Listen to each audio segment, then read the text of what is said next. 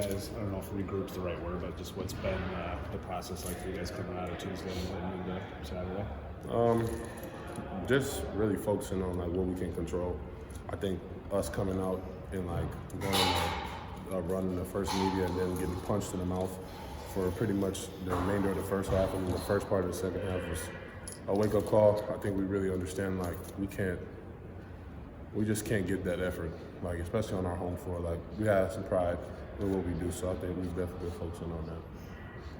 What are you looking forward to about the Kansas State matchup? Just the fact that we get to play another game. Like it's a great opportunity.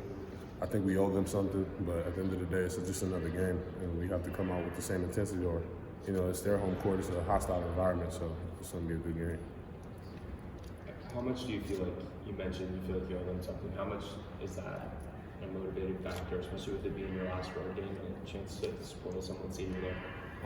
It's definitely something, but I think us like just trying to go into the conference tournament with like some confidence and some, just the feeling that we had at the beginning, like we're here, we're a good team, we're coming out ready to play. So I think that's what we're looking for more than that.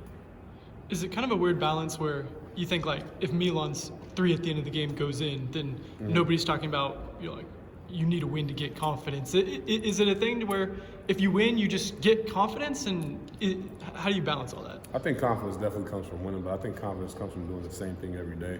I think we kind of derailed from that because we were winning at that period in time, and then when things went awry, we went back to what we were doing, and But again, I think the other night, it's not just one play. It's like we shouldn't even let them get to that point where they were up 21 at one point. So I think that was a multitude of things from a team aspect.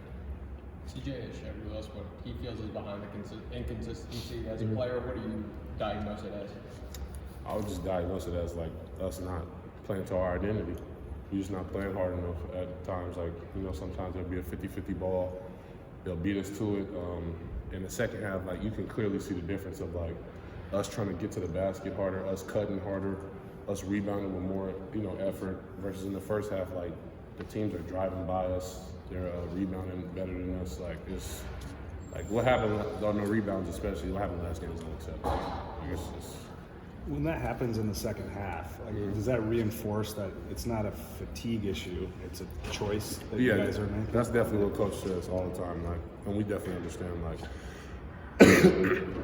It's always it's you. Are you going to come out and play hard? Because if you're not, he's not going to play you. So that's what he tells us all the time. You obviously went through senior day Tuesday. Do you have any plans for next year? Because you obviously have another year about your own. I don't know yet, man. I've been so focused on this season, I haven't even thought about any of that. I'm really trying to get to win this conference tournament and win this next game. Our team, we really need this win, and we need to know what we're gonna do going into this tournament. Depends on how many super dogs you sell. All right, guys. Thanks. Appreciate it, Dishon.